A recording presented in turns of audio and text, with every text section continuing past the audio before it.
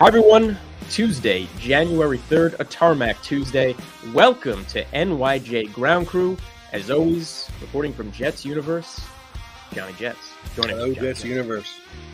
And returning champion, welcome back to the show. My man, LBJ, Long Beach Joe joins us. How are you? I'm all right, crew chief. Salutes. Love coming on, talking to you folks about football. I want to thank y'all for having me on again. Johnny Jets, you already know I love going back and forth with you folks, with you as well, talking about this team.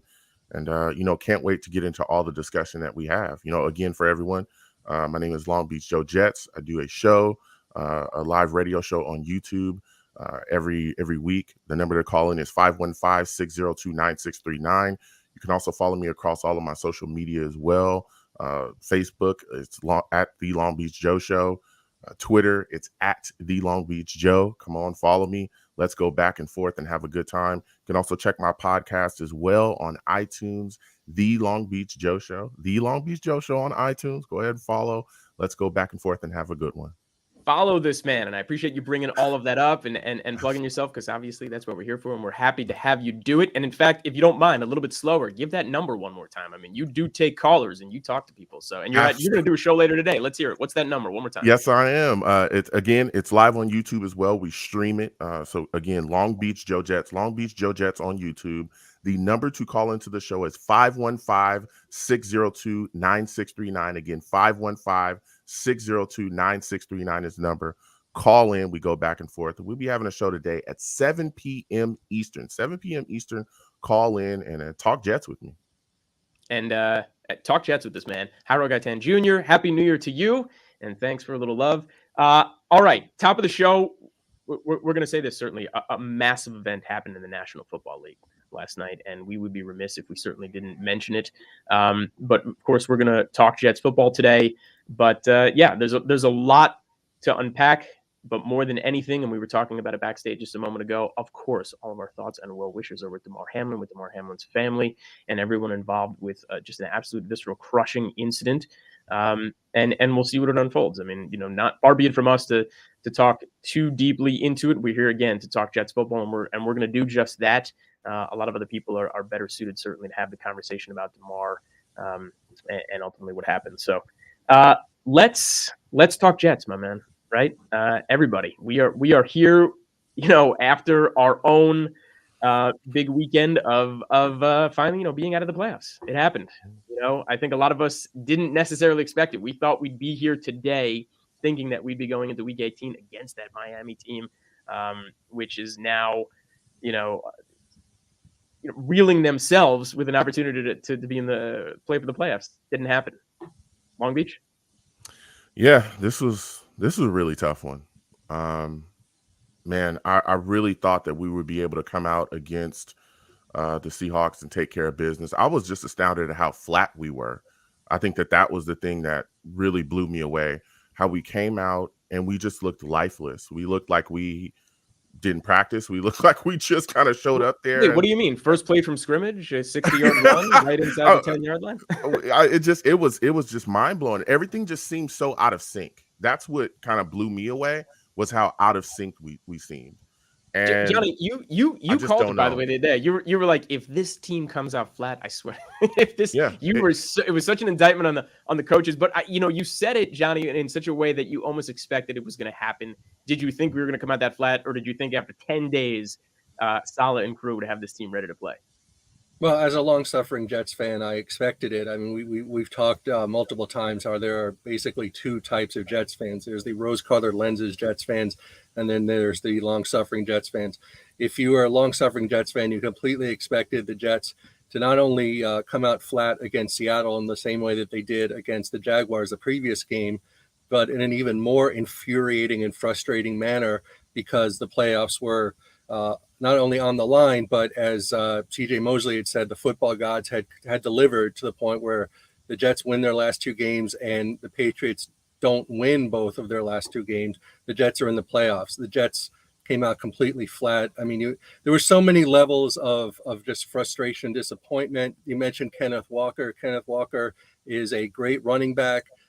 He was on the board when we took Breece Hall. I think he was taken by the Seahawks a few picks later. It's possible that he would have been there if we hadn't traded up with the Giants to take Breece Hall. And I'm not saying that Kenneth Walker is a better football player than Breece Hall. I'm just saying that Kenneth Walker is not injured.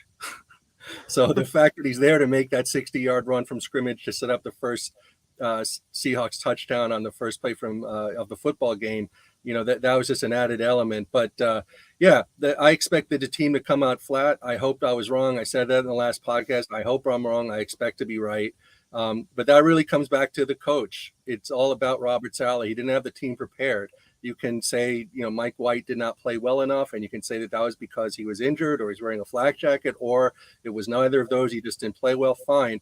But the fact that the team came out lifeless with no sense of urgency, and that a Seahawks team that I believe had lost 4 games in a row or something to that like that came out and just had its way with the Jets all day, that's a direct reflection on Robert Saleh. And we talked about that the last several podcasts, that with this now 5-game losing streak, soon to be 6, I understand that the Dolphins have been reeling, but if the Bills beat the Patriots and the Dolphins beat the Jets, then the Dolphins go to the playoffs.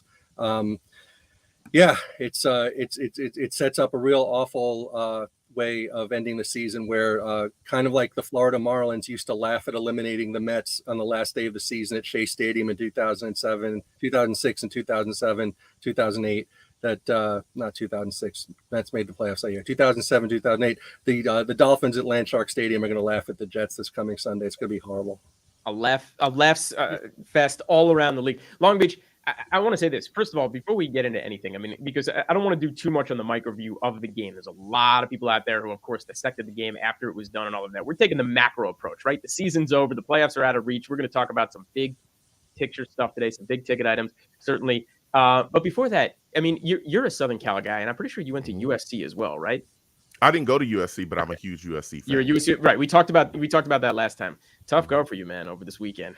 the green wave on one side of the ball, and the non-green wave on our side of the ball. How do we go from 6-3 middle of this season to a 7-9 record right now without seeing some heads roll? Whose job is on the line, man? Why don't you tell us what you think? Who's in trouble? And that's a great question. If anybody's job is on the line, it's going to be Mike LaFleur.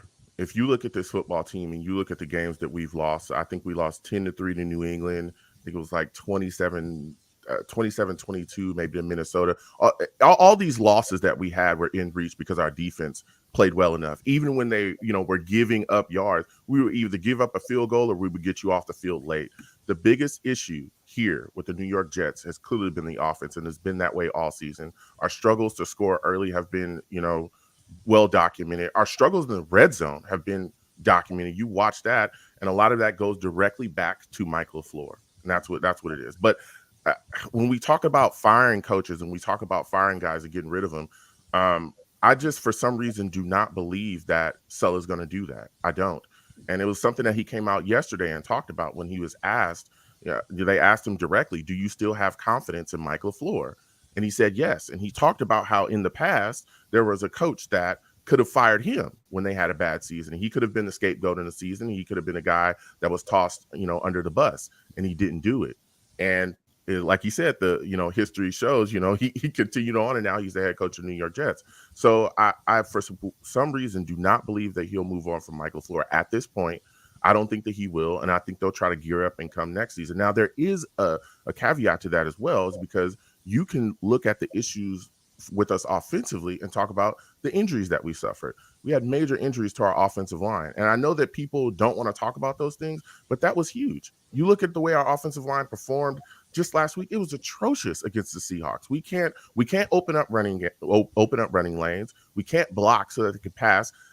Dwayne Brown, probably not, going to be, he's definitely not going to be a guy going forward. Fant is probably going to be gone as well. Connor McGovern is a guy that you can honestly say, hey, we can move on from him. Pretty much everybody that played yesterday on this line is probably going to be gone except for Tomlinson. And that's only because of his contract. Because Tomlinson, maybe, by the way. Yeah, maybe you can get out of that contract. It's going to cost. Yeah, that's what I'm saying. It might be worth doing. Yeah. That's exactly what I'm saying, Crew Chief. It's going to cost you. So maybe he's probably the only guy that's going to be here. But when you look at this line, it's got to be retooled. because we can't do anything with it. And that's huge. When you can't win in the trenches, and that's the way that we want to win here, we're going to be a physical running team. When you cannot do that and your running game is not producing because your line's not opening up holes, and your line is also affecting the way that you call plays as well, there's got to be work to be done. So that's the caveat. And again, Zach Wilson too, his failures and struggles within the offense, the issues at quarterback, you could also, look at the struggles with our offense and say that too. But if anybody's going to go, it's going to be Mike LaFleur. But again, I doubt that he'll fire him. Yeah. And Johnny, I know you're going to have a lot of thoughts on this, and we're going to get to that in just a second, especially the offensive line, and we're going to hear from you on Mike LaFleur, obviously. But I want to bring up one specific thing. Just a few days ago, you and I scoffed. We laughed. We guffawed at the notion of what ESPN put up there on the FPI index. 13-6 was going to be the final score of this game. You and I and everybody else, I think, listening and our own guests were just absolutely livid at the notion that even put it online, that the Jets could only score 6 points, and look what happened. They scored 6 points. Mike White was the quarterback. It was unfathomable to us, but exactly what happened, and it was interesting to see how it happened, certainly. But, Long Beach just brought up a lot of great points. Let's hear yours. Well, I think the thing that we didn't take into consideration when we looked at the 6-point projection by ESPN of the Jets game in Seattle is the limitations of Mike White with this injury.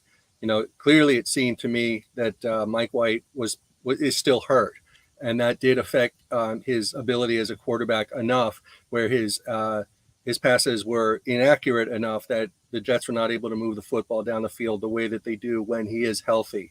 Now that begs the question, why didn't Robert Saleh bench Mike White and give it a shot with Joe Flacco? In the same way that Robert Saleh did not bench Zach Wilson and put in Mike White during the second Patriots game. Well, the answer is because Robert Saleh. Or why did he wait so long to put Streveler in there when he could have, kept us alive in the Jacksonville game? Right. The answer to all of those questions that Robert Saleh is not a very good coach. And, the counter Long Beach Joe to what you said, quoting Robert Saleh, is that if that head coach had fired the coordinator or assistant coordinator, Robert Saleh, all those years ago, then maybe the New York Jets would have had a different head coach this season and last, and we would be in the playoffs. But I do think that, Long Beach Joe, that your comments are very consistent with Robert Saleh's explanation of how the season went and why he should keep his job. And if he does keep his job moving into 2023, I would be the first one to give you a reference to be his speechwriter next year, because you do speak more articulately and more saliently than he does while maintaining the narrative. I think based on Robert Saleh's comments to the press and to Jets Universe through the press yesterday, where he apologized for nothing, where he explained away everything, where he took no accountability, that I think for the first time, I'm starting to believe that there is a fractious relationship between Woody Johnson and Robert Saleh. And, Robert Saleh is basically daring Woody Johnson to fire him. And if Woody Johnson fires Robert Saleh, then Woody Johnson is firing everybody other than possibly Joe Douglas, everyone on the coaching staff, Robert Saleh's coaching staff, that is, because this whole nonsense of we've done some pretty cool things, or when we took over this team, it was, a 2-win team and then a 4-win team. And now we've won 7 games this year. We might win an 8th, and we've had all these injuries, on down the line, or regarding Mike LaFleur, you got to give it time. You can't judge them on, what you see. You got to, all this stuff is just exactly throwing gasoline on the fire in terms of Jets Universe that have just do not want to be fed this line of nonsense. Robert Saleh is not an elite coach. He failed the team. He failed the fan base. He's failed his players. He failed ownership. And if he already believes that Woody Johnson is going to fire him, then his comments to the media yesterday were consistent with that, where he apologized for nothing. And it's like, you're gonna take me out, come and take me out. I dare you. Okay, well, let's because I love the diatribes, but let's just take a step back on Saleh for 1 second. Let's give him credit where credit is due. Okay, he turned around the defense in just 1 year. He took some still pretty young guys and some limitations, especially in the middle of the secondary. With our safeties, and he's turned him into a top 5 defense in a lot of metrics. And we're going to give him and Albrecht a lot of credit for that. However, and you've heard it, Johnny, I have been defending Saleh all year. I've been impressed with him. I've been impressed with his press conferences. I've been impressed. I think he is very articulate, and I like the way that he lies personally, if there's something to be said about that, because he does it the correct way, and he is a player's coach. And I've even given him all the credit for being a good situational football coach most of the year. But from the Detroit game on, and unfortunately, this last game in particular, and I'm going to take the macro view here, this was one of the worst coach games I have seen, situationally especially. And you talk about Mike White's injury, obviously, and it didn't necessarily mean you had to bring the guy out. He, because I watched a condensed game after the fact late last night because I wanted to see what was going on. The first half, Mike White was not great. He wasn't good. He wasn't great.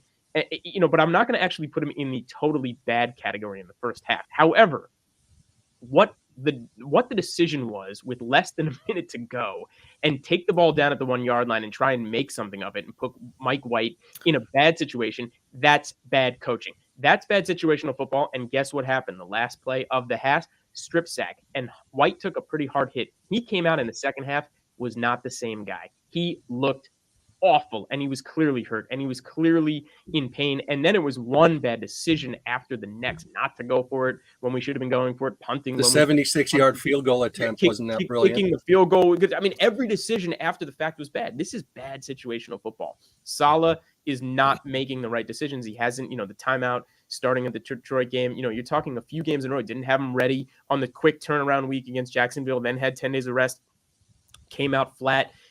Big problems across the board. But this is about learning how to win, okay? This is about what it is managing a 17-game schedule. Last year was insane to me. The first year of Zach Wilson on the field, he never should have been the guy to begin with. He shouldn't have been out there to begin with. And I think Saleh was probably forced to put him on the field when he didn't otherwise want to. So there's all these things. I still think he does a very good job quelling the drama and managing all this, but he couldn't bring us home, right? He had a really good first half of the season. And had a 6-3 for a period of time. But yeah, I mean, over these last few games, he's got a lot to learn as well. Again, he's still just a second-year coach. Can he come back and get better situationally? Can he manage the team better over what 16, 17 games is? Can he get hot the last 5 or 6 games of the season like a lot of other guys do? I'm not ready yet to fire him. I don't know about LaFleur. I don't know if firing LaFleur is the right answer. I mean, there's a lot to like about some of the things that he does. But unfortunately, there's a lot not to like when you're not even scoring a touchdown over 8 quarters. I mean, whatever it may be, and certainly in a time frame when he should be. So, a lot to unpack here. Let's hear from Long Beach Joe about all of this. I mean, let's start with. Well, I hope. Well, pardon me. I want to respond to what you said, Aaron. I want to respond to what you said. Yeah, I firstly, I hope he doesn't have the opportunity to learn from this season as the Jets head coach. I hope he's gone, whether it's Sean Payton or Brian Flores or Jim Harbaugh or Long Beach Joe. I hope that it's somebody else coaching the New York Jets next year. And you talked about learning to win. Well, there's also learning to lose. And that's something that Garrett Wilson and Sauce Gardner have done this season, and most notably in the last 2 games. Those 2 players have never been an experience like they experienced in the Jaguars game, the Seahawks game, where their teams came out completely flat and were embarrassed. Okay, now they are officially Jets. You talk about, the younger generation of Jets fans that don't really know the history and possibly don't even care. Well, they're seeing it for themselves, possibly for the first time, but definitely Garrett Wilson and Sauce Gardner are seeing any kind of humiliating failure for the first time, and certainly humiliation on a Jets level for the first time. Okay, it can't continue with Robert Saleh. Robert Saleh is a failure. Okay, the experiment failed. He can't coach. Okay, I hope you have your resume ready, man, because apparently there's going to be a vacancy, and you just might be the guy, according to Johnny. How do you feel? Look, I'd love it, but look, slow down. Johnny, again, I respect you. I love going back. Everybody's got to slow down. Okay, it's year 2. Are we 55? No. It's year 2 of Saleh. It's year 55. It's for you, yeah, but it's year 2 of Saleh. I think we have to slow down. All right, look. One thing you have to look at as well is when you look at where we're at, we're 2 to 3 years ahead of the plan of where we actually should be. When you see the potential of this football team and everything that we have, again, I think we're downplaying the injuries and the impact that they've had on this season. Not only did we have injuries, various injuries across the offensive line, which cost us ATV, Becton, all these guys gone. Then you had the issue with the quarterback with Zach Wilson.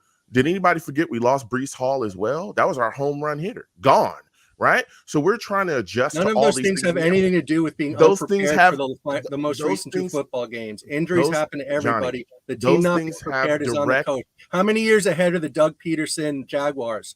Listen, those their things have program. direct effect on the team. But again, and I understand. At one point, we were 6-3 during this season. We were Which over. makes it all the more of an indictment on Robert Saleh. It doesn't. But again, he's made mistakes this year. But that doesn't mean that you just fire him in year 2 and get rid of him, because he's made brilliant decisions. He's made brilliant decisions this year as well. Let's take a step back for 1 second. Long Beach, I want to ask you a question. Long Beach, I got a quick question for you. Firing, and you've made your point, certainly. We don't want to fire this guy, and it's year 2, and he's got a long way to rebuild and all of that. How about replace? If you had a Sean Payton, if he wanted to come, would you replace him? I just want to ask you directly. Would you replace Robert Saleh with Sean Payton if you had the opportunity? I would love Sean Payton. I would love him to be the coach of the New York Jets. But at this point, look, Joe Douglas selected Robert Saleh for a reason, right? He could have gone with other candidates. There were various other hotter candidates that were out there that he could have grabbed up and brought here. Saleh is the guy here. I understand that he has faults, and I get that. I'm here to tell you, yes, I understand that. I understand that there's been spots here this year where there were some coaching decisions that he could have done a lot better with, right? You talked about the Lions game. We talked about various other games, but he's also had shining moments here as well that I feel like people are just willing to throw away and absolutely talk about getting rid of him because Sean Payton can be the possibility here. Let's keep it real. Okay, Johnny, you've been a fan 55 years. How many times have we been in this situation where that there's a hot coach out there and everybody wants to go grab him and then we don't end up with him? That's happened a million times, along with players as well. How many hot players have been out there and, oh yeah, the Jets are going to grab him. The Jets are going to get him in free agency, and it don't turn out and they don't come here. And then we're stuck. Look, Sean Payton's phenomenal coach. But we have to look at what we have here with Robert Saleh and what they've been building. There's a reason why when we got him here, does anybody remember? Everybody in the NFL said we got it right, including players. There were guys that weren't even on this football team that were coming out on social media saying the Jets finally got the guy to lead them. Do you remember that before he came here, we were not a free agent destination? And then when he came here, free agents were screaming to come here. Uzama, Reed, there's various guys. Whitehead. Sheldon Rankins wanted to come here. Solomon Thomas wanted to come here. Those guys literally said the reason why they came here was because Saleh was here and because he's building something here. So let's not dump it. Look, I get it. It's frustrating, but we're not even supposed to be here. Yeah. To be completely honest, that's certainly what Robert Saleh said a year ago at the Senior Bowl. He said that this year would not be a playoff we were not supposed to. A year ago at the Senior Bowl, Robert Saleh said that there's a reason why we're this. Johnny, hold on a second, John. There's a reason why we got this good this fast. We were not supposed to be here in year 2, and we all know that. Nobody talked about playoffs before this season being a realistic option for the Jets because we were still building. There's a reason why we're here, and it's because of him.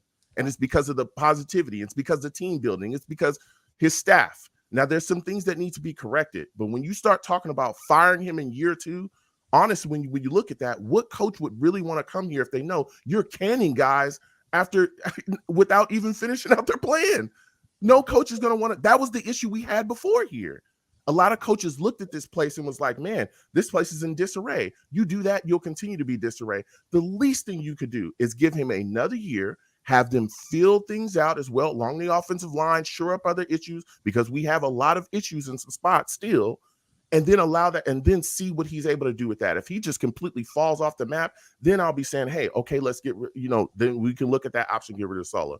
But just getting rid of him in year 2 because we kind of broke down the stretch with injuries and all the other things, I think is the wrong way to go. Yeah. By the way, we didn't break down at the end just because of injuries. We broke down at the end because the coach did not have the team prepared for the last 2 games. And at the beginning of this season, there were people that were saying playoffs. I was one of them. The number one person who was saying there would not be the playoffs was the head coach of the New York Jets, Robert Saleh. A year ago at the Senior Bowl, he said, we're following the San Francisco plan. They made the playoffs in the 3rd year by inference. That meant that the 2nd year would not be a playoff year. But you can talk about injuries all you want. The fact of the matter is that the Jets were in a position to make the playoffs this year, the last 2 games. In the last 2 games, the team was not prepared, and that's on the head coach. And if you want to talk about, what's going to happen next year when Robert Saleh is, if he's the coach next year, the team, we're going to see the same problems that we saw this year. It's going to be a wasted year for Garrett Wilson. Not necessarily, Johnny. We don't know that. And How the can you say fan base that? is going to be completely against Robert Saleh. It's going to be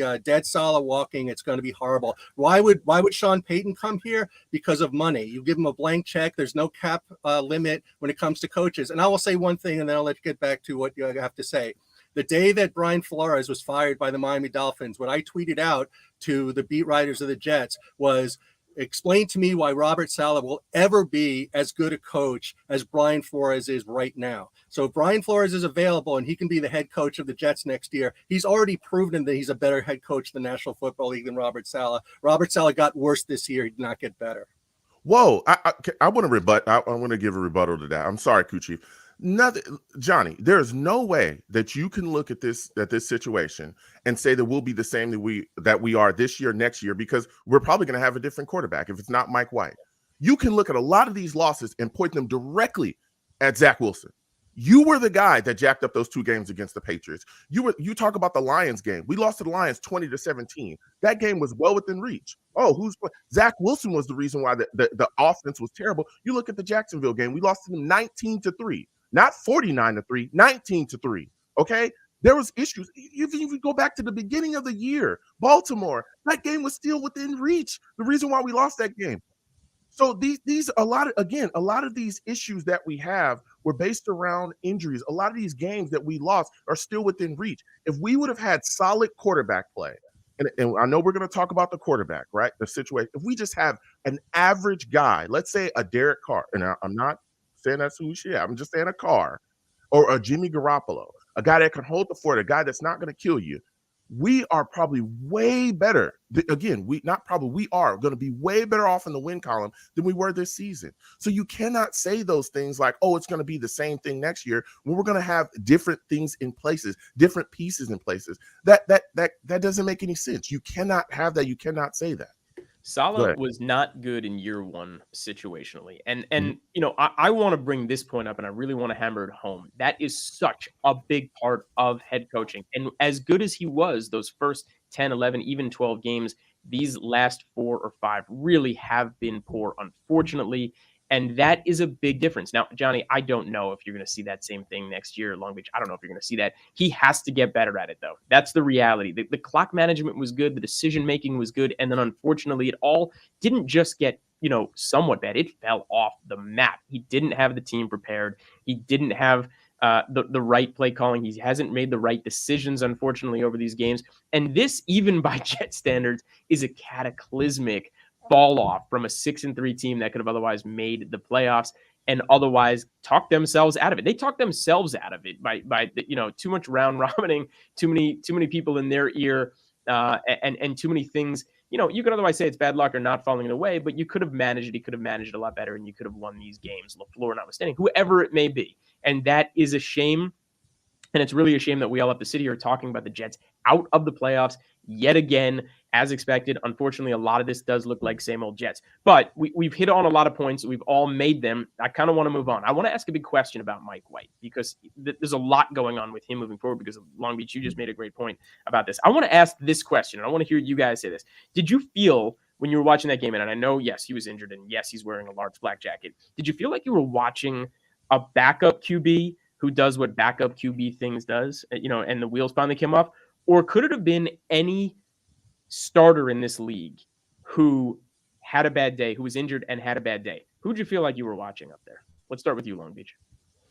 I felt like I was watching a guy that was injured, but was also trying to kind of overextend. Look, I understand, again, the rib injury. I know he has a fractured rib. It's speculative how many, ribs are fractured, but we at least know one is fractured because he's come out and kind of talked about it a little bit, touched on it. So when you look at the situation, I think that there were some throws where I felt like he just made a bad decision. He's thrown in double coverage. He didn't see a guy, but there were some throws as well where you could see that, especially after maybe he was getting roughed up a bit because of the offensive line and its inefficiencies as well, where he just couldn't put enough on it. I think that Mike White has done some great things this season, but I think the injury itself overall took more of a toll, and that was the issue in this football game. I think that, again, next year, I think he's going to be a guy that's going to absolutely be within the quarterback competition to be the New York Jets starter. I think that he has an opportunity. I think that he's a solid QB. I think he's just solid within the scheme. He understands mentally how to function out there. It's just the other stuff sometimes outside of this injury. You see it as well sometimes where his mind is moving faster than his body. That's the big thing. He talked about that. And if you watch the film, you can see that a lot of times the mechanics, some of the balls float at times because he's just not there. He's there mentally, but he's got to get his body in the right spot. But I think that when you watch yesterday, you watched a guy that has it, but it just wasn't there. It was just a bad game. There was a lot of things off. Johnny, did you feel like you were watching a backup QB with the wheels finally coming off, or did you feel like you were watching a starting QB in this league who just had a bad day and was injured? Yeah, Mike White is a starter in the league. Mike White was clearly injured enough on Sunday to the point where his accuracy was affected, to the point where he could not lead the team in the same way that he did against Cincinnati last year and against Chicago this year. And that just made me, wonder in frustration, why is the coach not pulling him? We can't win this game because his passes aren't accurate enough. Now, I don't know if Joe Flacco would do any better, but I know that we won't know and we'll never know, but he was there and he was available and he isn't injured. Yeah. And that's a big thing. I mean, look, Mike White really, if you look at those 3 games again, and we've talked about this ourselves, and I think Long Beach, you were here for that. That 3-game stretch when he came in Chicago and then ultimately the 2 losses after the fact, he was still playing B to B+ to even A- ball in all 3 of those games. Mm-hmm. We're talking about cracked ribs, guys. Plural, right? Not just one. It probably was upwards of 3 and 4. To come back in less than a month and to be that tough and to get on the field, let's give him a little leeway. I really do want to give him again. That first half of the game, you watch it again. He was not good, but he was not terrible. He was terrible in the second half of that game, but he had taken his hits. He was beat up. Things were not going anybody's way in that game. Some poor decisions were made top to bottom, and Mike White again was thrown to the wolves. So in my opinion, I would love to see him shut down for the rest of this year. He got 1 game left. I don't see the point of putting him out there now that anything is on the line. Flacco is out of this league more than likely at the end of all this. You don't need to see what you have in Strebler. He's not going to be a first teamer on anybody. He's going to be a practice squad guy, and maybe he gets elevated to a second or third string or whatever, activated for certain games if you're trying to run. I mean, these things happen. Wilson is obviously inactive. You don't even want to see him on the team. And Long Beach, I'm glad you're really on our side of the fence with this. It is a lot on Zach Wilson, and please get him off the team. Put Flacco in. Let him finish out his career down in Miami in this last game that doesn't otherwise mean anything. And I'm sure he's going to retire after the season. And if he doesn't, well, that's on him. No reason to put Mike White out there. But personally, I want to see the man back next year. I want to see him compete or at least secure the starting job next year. I really think he's earned it. I really do. And I think he's the right guy moving forward. Johnny, we're going to start with you here. Well, yeah, I mean, Mike White would have looked better on Sunday if Garrett Wilson and Corey Davis hadn't dropped footballs, but I don't think that would have changed the overall score of the game. I'm going to go anti-logic contrarian here.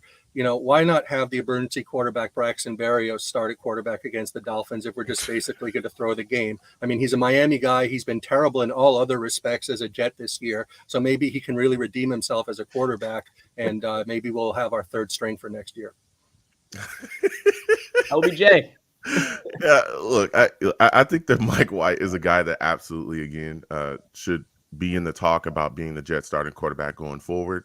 I think that I honestly believe that the Jets are going to have a quarterback competition this upcoming offseason, and I think it's going to include some veterans. I think Carr is going to be in the mix to possibly be there again with the Raiders and however they want to handle that situation. There's been a lot of rumors about what they'll do with him. Jimmy Garoppolo is probably going to be the guy. I know that people are screaming about Lamar Jackson and Aaron Rodgers, and I love those guys, but I just realistically don't think they're coming here. We had the same, talk and rigmarole about when Deshaun Watson came up and Jets fans were screaming about him, and I never thought that he was going to come here either. So I think that, but Zach, to me, they're going to work with him. I think that they're not going to give up on him. I think at best he's probably going to be the Jets' number 2, maybe number 3 quarterback. If anything, he's going to be in the competition and get his chance. But there's just too much to fix about him, to be completely honest. To turn him around, it's going to take a lot of time because his mechanics are all over the place. They're atrocious. And not just that, but he's broken. He literally is broken. His confidence mentally, you can see it. He is broken. They have a lot to fix with him. So I don't even think you can really think that he's in a spot at this point to really ever be the starting quarterback at this point again. Not sure the guy was ever fixed to begin with. You know, Carr is the hot ticket this week, right? I mean, he's everybody's darling. He's everybody's who's talking to, and everybody wants to point at the Jets. They make the most sense to him. And you know something? I brought up Sean Payton earlier, not because I believe he's coming here, not because I believe he should replace Saleh on the list, but because I brought it up, and I always do these things for a reason. It's about destination, right? The Jets have always had to overpay for people. They've not been a place of destination, and you really made some great points, Long Beach Joe. But I want to talk about, hey, if a Sean Payton would show up or wasn't showing up about money, then a quarterback is not necessarily coming for the money as well because he's already got his contract and all of that. Let's talk about Derek Carr. Could the guy even want to be on the Jets? Let's just and play this with me for a second, okay? Because let's just start what he said. June 16th of 2021, I'd probably quit football if I had to play for somebody else, right? He's talking about the Raiders Nation, Raiders ride or die. And hey, now he's most likely going to be off that team one way or the other, cut or traded. And now he's talking, hey, you know, I've got a lot of football left in front of me, but does he fit on the Jets? Long Beach, you and I are West Coast guys. We're from all right. Our man grew up, he was born in Bakersfield, moved to Sugar Land, Texas, back to Bakersfield. That's a long way from any metropolitan city. And I know Oakland is outside of San Francisco and all of that, but a very different feel than coming to New York City. The guy went to Fresno State. If anybody knows where Fresno is, that is middle of this state. You know, I'm not saying it's boondocks by any stretch of the imagination, but again, it's not San Francisco, it's not LA, it's not a major metropolitan city. Okay. This type of guy, does he even want to come to the Jets? We're just under the assumption that, sure, he would love to play for the New York Jets and be under the scrutiny of New York Jets media. Who knows if he even wants to be here? I am still not sold on Derek Carr. Here's another few reasons. And I talked about this the other day. He's going to be 32 come March, okay? That is something to be said. He is on the wrong side of 30 at this point, and the wrong side of 30 or 31. It's a big difference in these guys' lives as you head down into that age range. And there's certainly plenty of people to point at and say, hey, great. You know, you can have longevity in your career later. Even Montana would get tried. I think he was 35 or 36 when he came to the Chiefs and led them to the championship game. Stafford, obviously, well into his 30s, had a great year that first year. But you're talking about trying to give some guy 3 or 4 years worth of money, take on contracts, redo things. Maybe it works for a year. You know, you watch Fitzpatrick come here in his 30s. He had a good first year with the receivers and Decker and Marshall, and then everything fell off the train. We're talking about longevity. We want to move forward with positivity, not just one good year and not just another bridge, okay? Here's another thing. Talk about this guy and his ability to lead the playoffs. He's been to the playoffs twice. It was in 2016 and last year, and they made it by the skin of their teeth last year. Okay, he's a 3-time Pro Bowler, but guess what? That was between 2015 and 2017. Long time ago. Derek Carr is a fine quarterback. He's actually a decent, maybe sometimes good quarterback. Is he the answer? No, he's not the answer. I'm still advocating for Mike White. And Long Beach, I want to say this. I don't want to see a quarterback competition. I just want to see a firmly entrenched guy. For whatever reason, we have an inability to develop guys. It didn't work with Darnold. It didn't work with Wilson. It hasn't worked with a lot of guys. Okay. You have Mike White in the building. He's not going to cost too much. You could throw money at a lot of other parts of the roster. Mike White is the starter. Johnny? Well, I think if you re-sign Mike White, I mean, one thing we've learned over this season is that when Mike White is healthy, Mike White is a good quarterback. And when Mike White is injured, you know, he's not necessarily a good quarterback and he can be an ineffective quarterback. So if you're game planning against him, you know, hitting and hurting Mike White is the recipe for success. So either he's the starter and you have a top-level backup, whether it's a Gardner Minshew or someone to that effect, backing him up who can come in and play for several games during the course of the season and win, or Mike White is your 8+ backup and you have another player as the starting quarterback. You know, I'm not a fan of Derek Carr. I mean, that he's from a small town and, you know, in another part of the country. I think Chad Pennington was from a small town in another part of the country. And yeah, right. And also he was an egghead, so he might have read about other places on the planet. Yeah, but Chad didn't know any better. He came right to the Jets. Derek's already spent 10 years somewhere else. So right. But I would take a flyer on Baker Mayfield before I would on Derek Carr if you want to have a quarterback competition. And, you know, whether Baker ends up as a starter, that means he would have won the competition. Or if he ends up as the backup, well, then we have one of the best backups in football behind Mike White. Yeah, I want to be very clear. I have no issues going forward with Mike White. I love Mike White, love what he's brought to the team. That's fine. But I do think that the Jets will look at all options, and I think that Derek Carr is a viable option. You can talk about, him being from a small town and all those things, but, this guy plays very well in this league. And there's been guys that have gone around the league that come from small towns, they're able to go to big cities and handle business. Like Johnny was saying, Chad Pennington. I mean, there's guys. I'm just talking about what he wants to. Chad Pennington got drafted by the Jets and had to come and make his way, just like Zach Wilson had to make his way. Does Derek Carr even want to come to the Jets? We're talking about it like it's a foregone conclusion, right? And to our point, and we've been talking about this, the Jets have never been a free agent destination until a guy like Saleh is here, or you've got to throw too much money at these guys. Does Derek Carr even want to come here? Why wouldn't you want to come here? We have all the tools and the pieces. The biggest issue with the New York Jets outside of offensive line is shoring up that quarterback position. And I like Mike White. I think he could be the guy, but if the Jets aren't necessarily sold on him, Derek Carr could absolutely come in here and shore up that position. The Jets have a championship defense. We talked about this the last time we came here. The Jets literally have a top defense in the league. Some people look at it and say it's a Super Bowl defense. The issues with us here are offensively, and it's at the quarterback position. And if we can shore that up, and if he can come here, we have every one of the pieces that he would need. We have wide receivers. Garrett Wilson, more than again, we saw him. He already holds the Jets single season rookie record for receiving. We have everything else that we would need, and we just need that one piece. So yeah, I think this would absolutely be a piece for him to come here. Because if you come here and you win here, we're not a winning organization. We're not why. And unfortunately, you saw it again this year, and that is what has to change. Saleh still has work to do. You talk about the rebuild and what it is and all of that. Culturally, that's what it comes down to. Woody Johnson has work to do in that respect. Chris Johnson has work to do in that respect. Joe Douglas is still doing the work, and everyone else inside that building, and all the way down to the players. And a lot of these baby Jets don't otherwise know it, but now, to Johnny's point, they're feeling it. We're not yet a winning organization. So again, you have to get to that point to entice somebody. Yeah, the pieces are in place. Yeah, the defense is there. Yeah, Saleh's a good player as coach and all of that. But look what happened this year. Again, this is a cataclysmic, drop off. This is, even by Jet standards, this is a terrible look for us. Why were we not win? Why did we not win the way we could have or should have this year? It was a quarterback play. Well, yeah. Again, you say you said it's Zach Wilson more specifically, and the reason is we lost both Patriots games. Go into this season and look at our quarterback situation. Is that when Zach came back and all the things that he costed this football team, and just say, hey, we're not a winning organization. Yes, because we still need pieces. We're still in play for that. If Mike White's the guy going forward, I have no issues. But Derek Carr could absolutely come in and be the guy and shore up that piece. Having a quarterback, and everybody here knows this, having a quarterback is one of the biggest pieces to building a winning organization. If you don't have a quarterback in this league, you're not going to win much of anything at all. We know that because we've had quarterback issues for so long.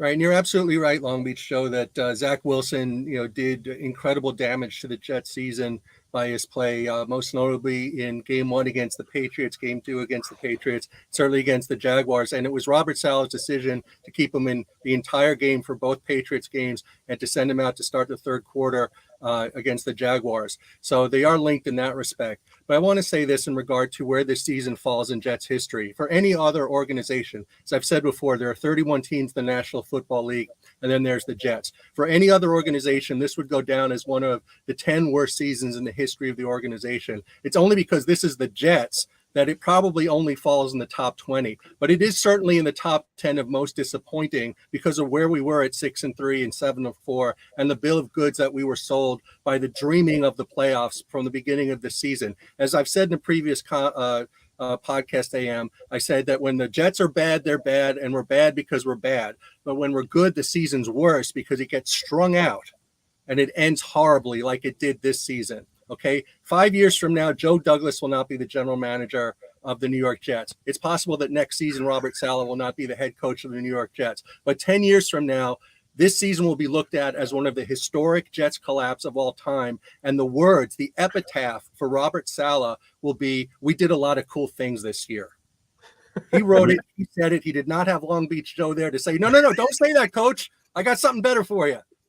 Next Johnny, year, I hate to agree with you, but you might be right in this. This really is in the annals of Jets history, and we know how bad it's been. This is one of the bigger, absolute, again, I hate to use the word, but cataclysmic drop-offs. This is really what happened. And it's right on brand for who the New York Jets are. And I know we're feeling it 2 days later after watching it happen in front of us, but unfortunately, just look at the numbers. That's really what we ended up with. Moving on for a second, where does that leave us? At the moment, we're the 13th pick in the draft. And it's possible we can slip into the top 10. Almost unfathomable just a few weeks ago, but there we are, or right around there. Let's hear it, guys. Let's hear your next 4 or 5. You're let's play GM. 4 or 5 rounds. What do we need moving forward? Because and Johnny, everything you just said notwithstanding, we're still full of hope. We're still Jets fans. We're still going to watch next year. We're still going to love this team moving forward. So what are we looking for? I want to hear it. Long Beach, what do you want to see? Yeah, listen, I understand you guys talk about cataclysmic. But again, I think people are losing sight. It's year 2. We're still in a rebuild. It's hard to say that, oh, this is it's disappointing, but this is part of the rebuild. We're in a rebuild. We're a lot better than we should be in year 2. That's why I'm not necessarily saying this most cataclysmic drop here. But when you talk about the draft and what we should be looking for, how we should improve this football team, honestly, when you look at it, our first 3 picks we can end up using along our offensive line.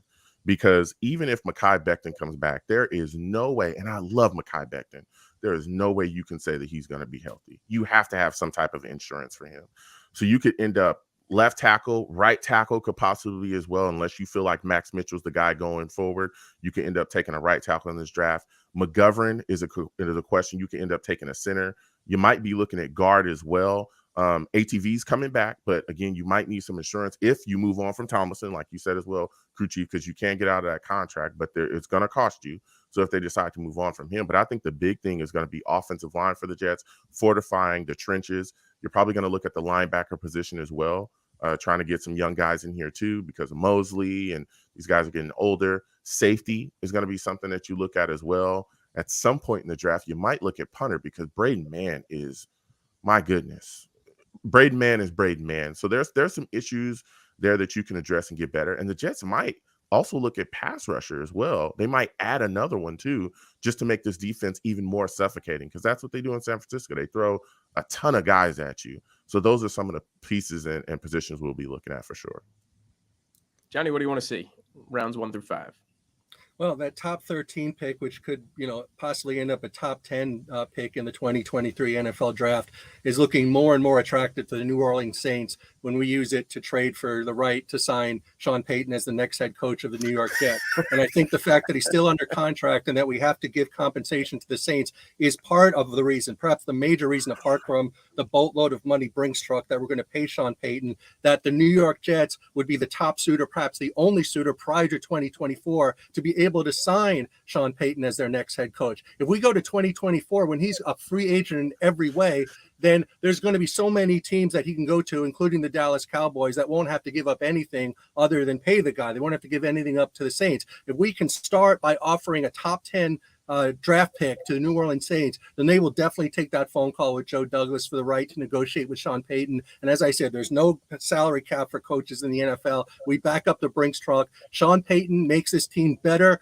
quicker than any top 13 in the draft offensive lineman or whatever player the Jets would get. It's worth the investment, and that's what the Jets are going to do when Woody Johnson decides he's had it with Robert Saleh and he's going to fire him and his whole coaching staff. Now, if Woody Johnson doesn't decide to do that, then we go into next year, year 3. It's a repeat of this year, except it ends horribly. It starts horribly. The whole season is horrible. The players, he loses the locker room. Remember, I'm the person, I'm not the only one, but I'm the person that said in January of 2016, a short 6 years ago, they should have left Todd Bowles in Buffalo. Okay, after he gave the order for Darrelle Revis to give Sammy Watkins a 10-yard cushion the whole game, and the Bills were converting on 3rd and 10, 3rd and 15, 3rd and 35, 4th and 28, because Todd Bowles did not want to look like Darrelle Revis was getting embarrassed. Okay, they should have left him there. They should have fired him, and he shouldn't have even got on the team bus. But they kept him around for 3 more years. He went 14-24 his final 3 seasons with the Jets. That's what we're going to see with Robert Saleh next year. He's demonstrated that he cannot coach, he cannot lead, he's not the guy. And I want to be wrong, but with the Jets, I'm usually not wrong. Didn't even get 1 position out of that answer. Not even a round or a position, but we potentially got Sean Payton by trading away the offensive lineman. Can I rebuttal that? Look, Johnny, look, I get it. Okay. I get it. It sucks. And I understand, Johnny.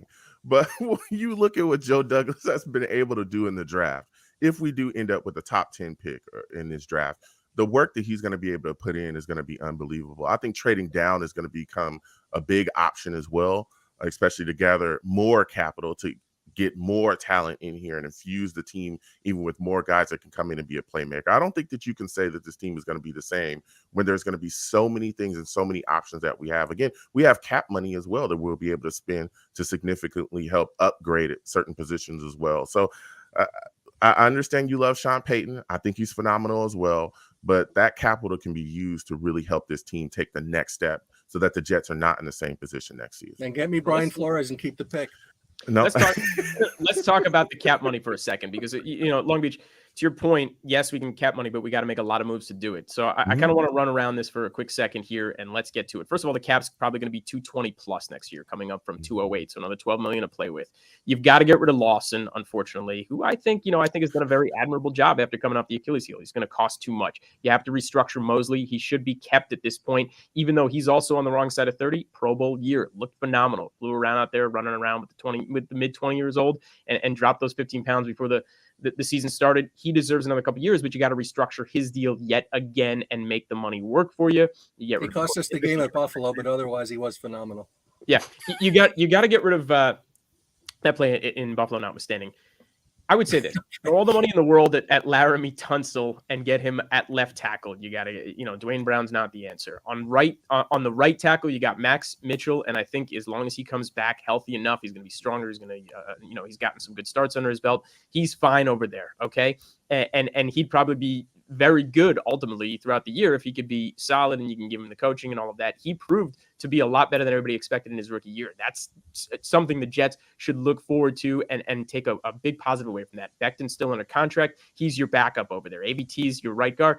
So really who you're left with is McGovern and Tomlinson. You got to get rid of Tomlinson no matter what he costs. He really was a massive anvil to this team this year. Connor McGovern is probably done, even though he does some good things as a pull guard. He's not pass protecting correctly. He can't stand there and move and road grade for these guys in the run pocket. So really that just actually leaves, if you go get Tunsil, I'm not saying it's even going to happen, but that's really two positions. So to me, and I want to get back to the draft for a second, after you've made all these moves, and I know this is, yes, we need another offensive lineman, but to me, the first pick is really defensive line. Okay. You need a run stuffer. I know you need the right guy at the nose tackle. And I know that's hard to do. And unfortunately, this draft isn't deep. You only have three guys, and one of them is going to be gone. Jalen Carter up top. So you got two guys out of Clemson. Outside of that, the drop-off's big, and you're heading into the second and third round. Personally, I'd like to see that happen. And then rounds 2 through 5, I'd want to see 2 linemen taken after that, the safety a little bit deeper, or you can get some guy in free agency. And then the 5th round pick, I'd get another twitchy wide receiver because Braxton Berrios ain't it, unfortunately, any longer. And Long Beach is shaking his head. But I'm telling you, big, big, big difference if you could stop the run. You're going to pay Quinnen. A big difference. Long Beach, you're really shaking your head. You think that this is a bad play moving forward. Yeah, I do. And I disagree with that. I think that, look, should we address the defensive line? Yes, but that could be addressed in later rounds. I don't think there's any more outside of quarterback. I don't think there's any more important position that needs to be fixed on this football team than the offensive line. We just got done talking about how Mike White is injured and getting blasted. Why was that? You saw what happened to him in Buffalo. That was insane. He was getting hit left and right, and a lot of that pressure, where was it coming from? It was coming from up the middle. You had guys coming around the side. You must fortify this offensive line. I'm just saying, go pay all the money in the world to Laramie Tunsil. Bring back back. Get 18. That's not what Joe Douglas does. We all know that that's not what Joe Douglas does. He doesn't go into free agency and blow money like that. We know that. And Laramie Tunsil is phenomenal, but the likelihood of us giving what he wants to come here is probably unlikely. You're going to be competing for him, and he's going to have a bunch of suitors. And we all know how those numbers go way north. We've seen it. So I think that what Joe Douglas is going to do is utilize the draft to fortify this offensive line. Like he got ATV. He went and got Becton, who, when healthy, is a great tackle, but he's rarely healthy. All right. So we have to go into this draft and fortify that. I get getting a run stuffer, and that would be phenomenal, but you cannot come out of this out of this draft without taking one of the big offensive linemen up top quickly. Johnny, I don't even think you care too much about that. You just wanted to be the coach and start from the top down. Well, we can go round and round, gentlemen, but we're already heading towards an hour. I rarely admit that I get no joy or pleasure from this New York Jets football team, and that other people do, and God bless them. But if we want to fantasize here and say that if we have a healthy Mekhi Becton, if we have a healthy Elijah Vera Tucker, and if we have a healthy Laramie Tunzel as the granites of stone on our offensive line, then that is definitely going to help our quarterback, and that would help us win football games, provided our coach does not snatch defeat from the jaws of victory. But Mekhi Becton will never set foot on an NFL football field ever again in a regular season game. That's not going to happen. Can Elijah Vera Tucker come back and play at a high level? He can. Do we know that he will? We don't know yet. I'm hoping that he comes back healthy. I hope Breece Hall comes healthy too. Laramie Tunzel, I completely disagree with the attitude. Give him the money. He's worth it. Certain times you pay for what you get for, and he's a premier player at a need position, and he can help everyone get better. Okay. Yeah, I want to say this about Larry Tunzel, and then Joe, we're going to give you the last word. To your point, Long Beach, Joe Douglas has shown, he doesn't have a proclivity for throwing the money around yet. And that is a big thing. And I want to throw that caveat out there yet. Why? Well, the team wasn't in a place where money needed to be thrown around. Now you have a much different look. You have the pieces in place. That's when you start doing something like that. And you bring Mike White back on a much friendlier contract where you're not paying a Derek Carr $40 million a year, or you're not bringing in some big free agent, or you're not developing yet another young kid out there, and you're giving him somewhere in the $12 to $16 million range, which the Seattle game might have done better for you than you think. And he could still be your starter. And now you're paying him a very different look. So you could fill a lot of holes in the rest of this roster, restructuring things, and even taking on a little dead cap money, because Joe did such a good job clearing all that at the books that we're one of the best for it. So you could take on a little dead cap money. It could be a very different look. So Long Beach, why don't we give you the last word, and we're going to thank you again for joining us today. And please plug everything yet again and give your numbers and all of that. We really appreciate you being here. Yes, absolutely. And thank y'all for coming, for having me on. This is phenomenal. Listen, I hear what you're saying, Crew Chief, and I get it. But the deal is that he's one of the top tackles in this league. So when he goes to free agency, the bidding war is going to be insane. I just don't think that we'll have enough to get this guy. I just don't. And I'd love to have him here. I absolutely, again, like you said, yeah, you go into free agency, especially in the position that we're in, where you're looking at year 3, and it's like, hey, we better see a much more improved football team than we did in year 2. But the astronomical amount of money we've seen corners in this league just get blown money out of the water, and they just never pan the way that they should. Tremaine Johnson? Who are you talking about? I didn't say I didn't want to say it, but you said it. But so I just don't. I understand we have money and we have some cap that we can spend, but I just don't think that we'll have enough, or it'll make enough sense. There's going to be some team that's going to absolutely go crazy over him and just give him a boatload of money. And I don't know if we should absolutely do that. But again, working the draft, we've seen Joe Douglas do that. ATV was brought in off of a trade. Again, Becton, there's been other things he's been able to do. And I think that he'll utilize that capital, especially if we get that, a top 10 pick, to really move and groove and handle business that way. So that's what I think that we'll do there. But again, I'd love him, but I just don't think he comes here. So, well, we appreciate your thoughts on that. Please tell us again all your handles and your phone numbers and all that. Well, thank you again for having us. And again, I want to thank you guys for having me on. This is a phenomenal show. Listen, if you want to come hang out with your boy, all right, we have a good time.